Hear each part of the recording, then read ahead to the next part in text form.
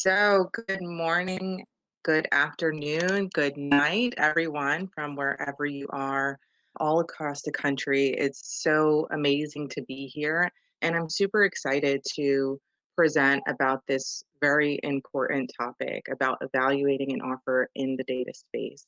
My name is Shannon Morales. I'm the founder and CEO of Echo Me Forward. We are a social recruiting platform that connects diverse talent to equitable workplaces in tech and innovation. So, evaluating an offer is super important, but before we jump the gun about evaluating an offer, first we actually need to have a workplace that we want to be a part of. So, I like to always start by thinking about how do we find an equitable workplace? And what does that even mean, to find an equitable workplace, or what is an equitable workplace? It's a place where you feel like you truly belong. You feel like you absolutely are meant to be there and you are valued throughout the organization. And this can be very tricky, especially because, there's different groups within the organization, but I think it really super depends on the company that you plan to work with. Is that culture? Can you tell that the organization truly values diversity, equity, and inclusion with everything that they do, from the moment that you're onboarded to the moment that you start training and working with others, to the things that are already being put in place within that organization?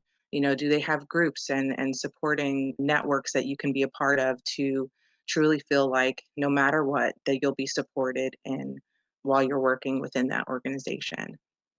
A couple of resources that I like to go to find equitable workplaces are things that you can simply find online. You can Google them. So you can go to Google, and I think there's a couple of lists now that are out in regards to, you know, top 100 list of equitable workplaces, places that have, diversity, equity, and inclusion, at the core of their values. These are things that are readily available on the internet. So I definitely urge you, if this is of great importance to you, to definitely look at some of these resources that are available to you online. Another thing that I want to hint towards, just because of the climate of things that have been going on in the workplace, is to also evaluate, what companies have been doing over the long term, as opposed to just doing something in the short term, when emotions are high and things have happened during the pandemic. And, we've heard from a lot of CEOs and leadership that they're going to do something about their diversity within their workplaces. If you're a person that this is, at top of mind, you should consider whether companies that you're, going to be a part of, if this is something that it's a part of their long-term strategic plans, or is this just something that they're doing in the short term, to put a band-aid on something and to try to fix it just because it's trending and it's a hot topic at the moment. So, yes, first step, find that workplace, find a few of them, and really be strategic about your job search with these different types of workplaces.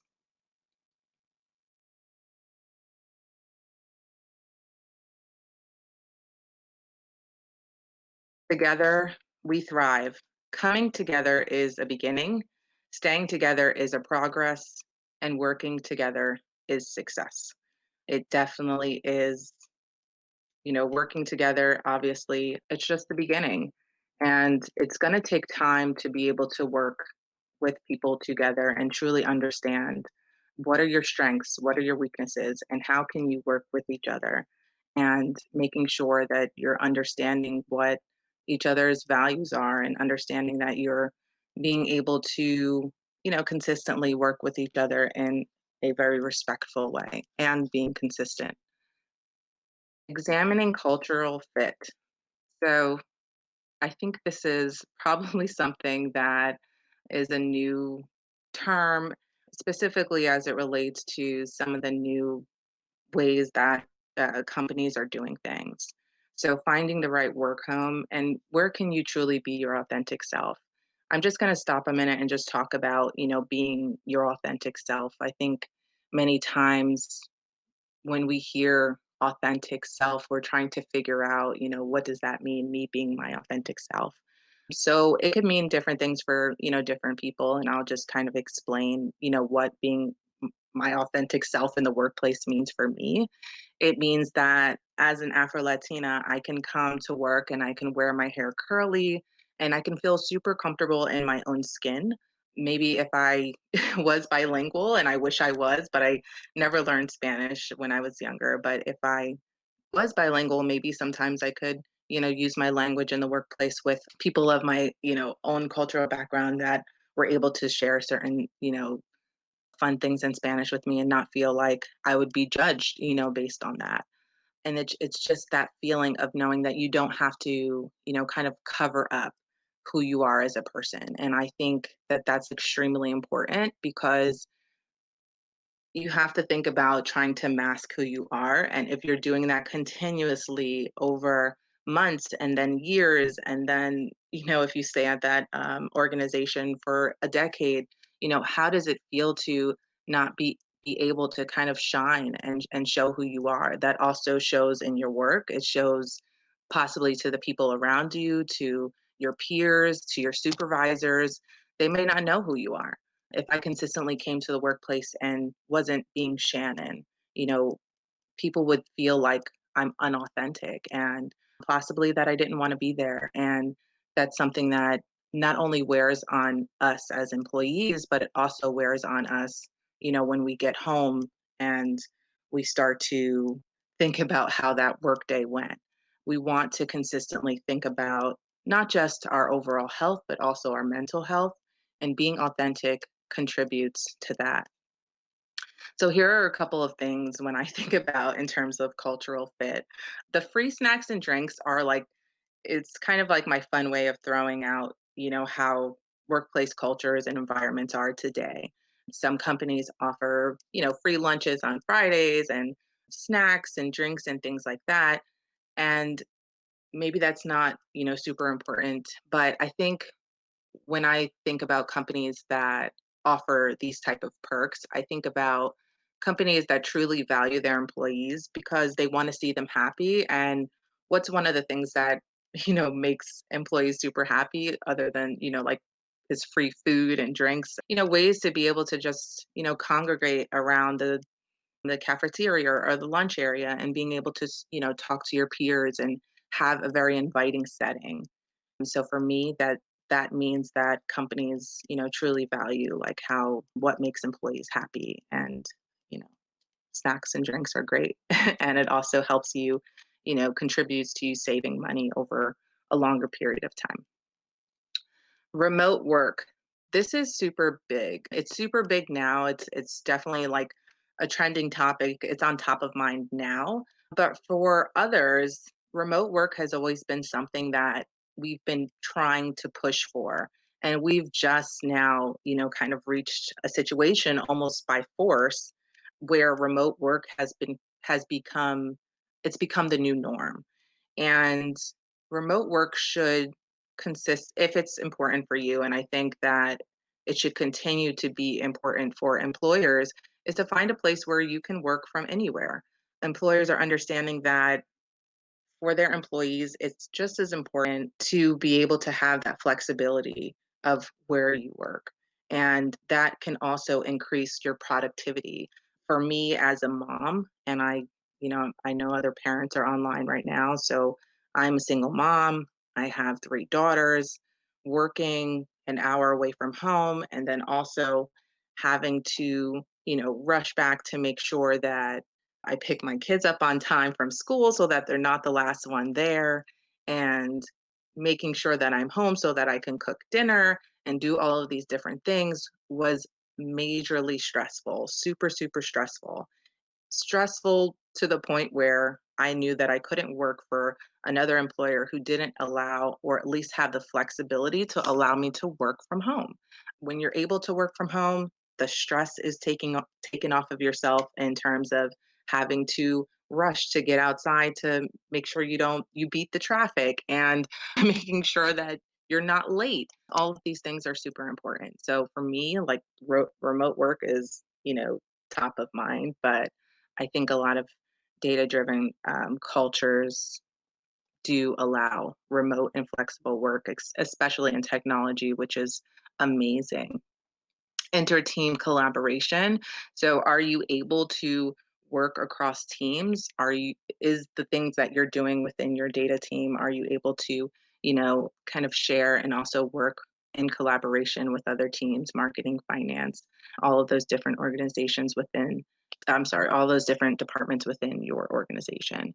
Inclusion, do you feel included? Can't stress this enough. Obviously, as a diversity officer, I'm constantly thinking about how can we feel like we're included in decisions and everything across the organization. And there's multiple ways of thinking about inclusion. It's not just based on your cultural background, it's also based on other things. It could be based on hierarchy. Maybe I just started and I'm an entry level worker. Are my ideas being included into, what's happening within my team? And I think that this is extremely important. Ingenuity. So, are you able to express, different, are you able to experiment? Are you able to continuously create new ideas, new ways of thinking? Are you able to be innovative within your organization? Most of us, the way I think about this is being entrepreneurial. Are you self motivated? And if you are, can you contribute those ideas to your team without, constantly running into a lot of pushback? So for me, definitely being entrepreneurial should be at everyone's top of mind when you're thinking about joining a new organization. You don't want your ideas to be stifled by a team that doesn't continuously allow you to, be creative and be ingenuitive.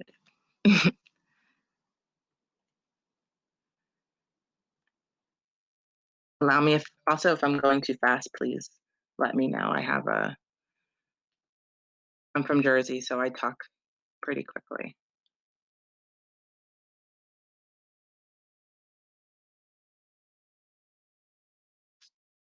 So in the last slide, I talked about being authentic in the workplace. And this is just a quick quote. And I thought it was very, like, I thought it was spot on in terms of thinking about being authentic in the workplace because it's it's an art. So you want to be authentic, but you also need to be artful, and that requires discipline. So I want to say this in a good way. Being authentic in the workplace means that yes, you can come to the job and know that, you're being yourself and, you know, nobody's judging you based on, your cultural background or, you know, sexual orientation or these different ways of thinking about diversity. However, it's also an art, so that means that if I love to curse or use slang words very often, does that mean that I should be able to do that in the workplace? No, it does not. You have to also be very artful and have discipline to, being your full, complete self. You also have to remember that be professional. And that's just something that I wanted to throw out there before anyone misunderstood what I meant about being authentic in the workplace. I do remember asking before, I want to say like maybe a few years ago, and I don't want to date myself, but I remember asking someone, what if I want to wear, hoop earrings and like red lipstick and, do all of these things? For me, that's, me being Shannon, but like also I have to remember, that I'm coming to work and, I'm also representing my organization. And it depends on, what type of job function you're in, are you able to do those things? So just be mindful about that before you use my quote and go into the workplace and say that Shannon said I could be authentic. So will start to get a little bit more into the details. So you started off, you were looking for equitable workplaces. You were trying to narrow down, what companies are equitable. Also, what type of company culture you're looking for. You're looking for remote work. You're looking for a company where you can be your authentic self. You're also looking for a job place that allows you to be creative and allows you to be entrepreneurial and be a self starter. You landed the job at the workplace, and now it's time for the important part, negotiating a salary and more. I think one thing that I can't stress is do your homework. You've done your homework in the beginning part. You understand what the company stands for. You understand, what type of perks they offer in the workplace, and you get to the part where you're negotiating salary. And a lot of us kind of freeze on this part, and I don't know why. You can research salary and fair market value beforehand, just as much as you research, the company, the culture. You can also research the salary or the fair market value for your particular role. So let's say your company does not, share salary information on Glassdoor or on PayScale and, these very easily accessible places to find salaries. You can research based on your location, based on your job, and also based on your years of experience, what is the range, that would be fair for your role.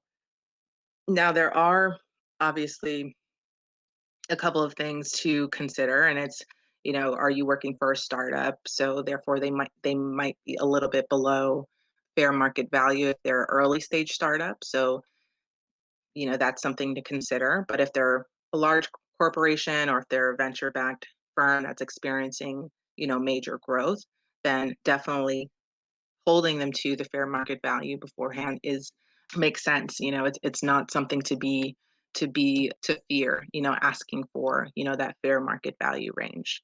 Also, asking a recruiter, if you're on the phone and you're doing that initial, phone screen, being able to simply say, okay, what is the range for this role before you're actually giving them a range. I know many times employers, even on the application process, they'll ask you, so what's your salary range or your expectations? Very often I try to stay away from actually putting a number, in there because it's kind of locking you into this number. Let's say you put 50 to 60K, in that particular, your expectations. However, the then you go back and look at the fair market value for that role and it's between 65 and 75. You just basically, you know, put yourself below fair market value. So just think about that beforehand. Have a range and a non-negotiable bottom line. So you can have a range in your head without, communicating that too early. And then also making sure that you have an absolute bottom line. So a lot of us go into a situation just, excited to have an offer, excited to reach a situation where, you're able to negotiate a salary so much so that we actually leave money on the table and forget to, have, our absolute bottom line of what, we won't go below. And it's okay to have that. If a company does not, meet your standards in terms of salary range and they're below market value, it's okay to walk away. There will be other offers, there will be other companies that are able to meet your goals in terms of salary. The myth about first offers. So I send this often, and it's that don't ever accept the first offer. And I do still say, I'm sticking to my guns in terms of, whether or not a person should always accept the first offer. There's always room to negotiate. So if a company comes back and says, yes, we agree to, the number X, Y, and Z, right? And they give you the number. And it's okay to negotiate for, an extra five to $10,000. And the reason I say that is because on average, professionals leave on the table between 10,000 and more by accepting the first offer and not negotiating. But I will say that it is circumstantial. So let's say you gave a number that was like your absolute ideal number and the company literally says, boom, I give you the offer that you asked for. Sometimes, and I'm only saying this because in the market that we're in today, it can be very touchy, especially because there's so many job seekers out there right now, and you don't necessarily want to rock the waters by asking for more, especially if you're in a situation with a startup, because startups are less inclined to kind of negotiate some of those numbers than, let's say, a more established organization. So I will say it's based on circumstance and based on the type of organization that you are getting that offer from. So just be aware of those different types of situations.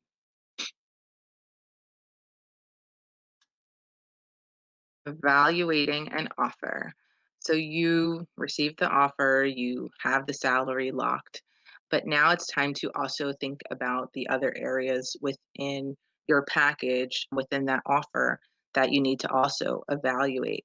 So, yes, salary, you negotiated it, you got fair market value, maybe even a little bit more based on your level of experience and based on the work that you do.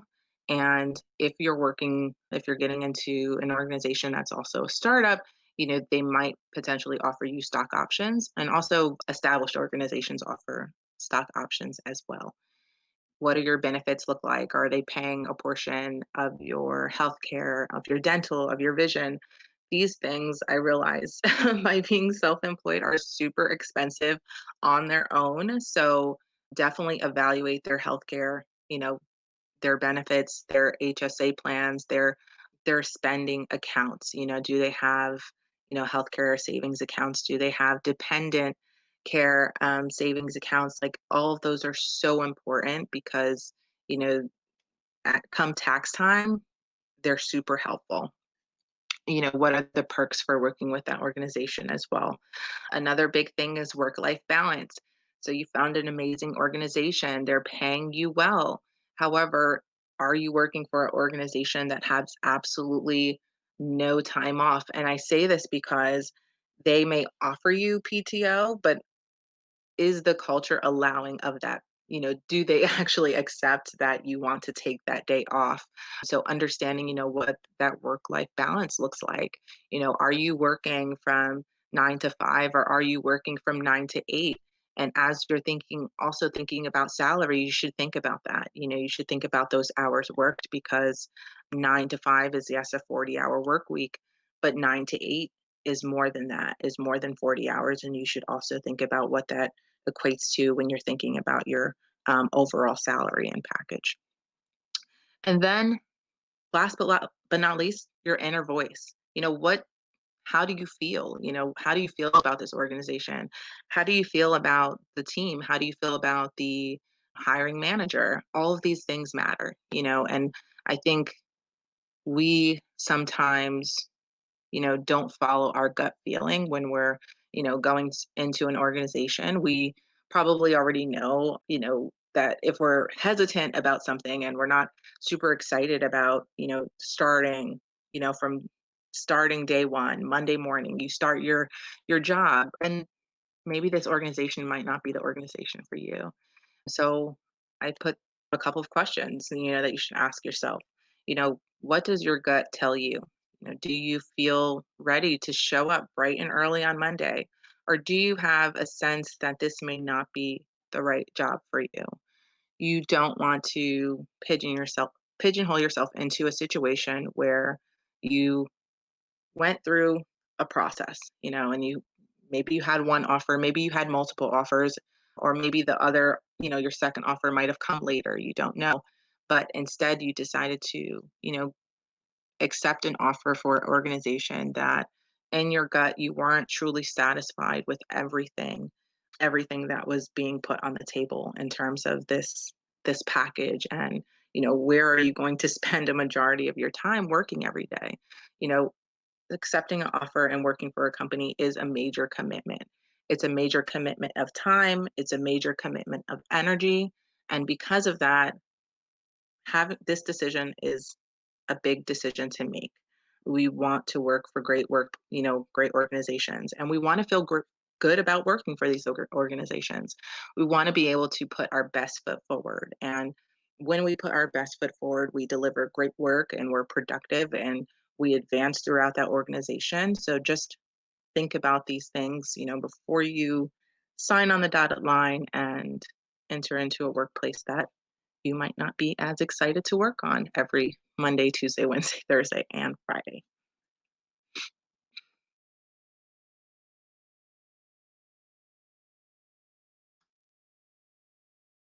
So you signed on the dotted line and now you're in the organization. How do it's a data driven culture, and how do you know that your team is respected? I think that this is something that should be important, especially as you think about being inside data driven cultures and within organizations that are thrive on data. Is your team respected? Um, do they look at the data scientist and the data team as, consistently delivering good work, consistently delivering data that makes sense? I think that it's very important to think about that. Do the decisions contribute to customer loyalty? Are the decisions that are being made with that data, do they contribute to the overall objective of the organization, which is in turn, the customers? And does your leadership encourage experimentation? These are all things that you should ask yourself, while, after you sign that offer and you're actually working within that organization. Are all of these things um, being thought about? And are there any obstacles for initiatives? So these are just a couple of things that when you're in the organization, you should ask yourself. I just want to add a couple of things to that because I don't want to run over. So I just wanted to add a couple of things to, being now that you're in the workplace, decisions for, in terms of like how your team is being perceived comes from, the top, comes from the very top. How are your supervisors, handling information? How are they handling the fact that you might not have easy access to the data or to the tools that you need in order to do your job? Are they quick to put out fires and to help you get things done? And I think that that's going to be super important, especially as it, within data, but within any function as well. And then also being a part of an organization that also includes uncertainty or allows you to include uncertainty in your data with, when you're presenting something. So it's almost impossible to always 100% of the time have accurate data and information. But is your supervisor or top management, are they understanding of that? And do they allow you to have build a level of uncertainty inside of that data? So that is it for me.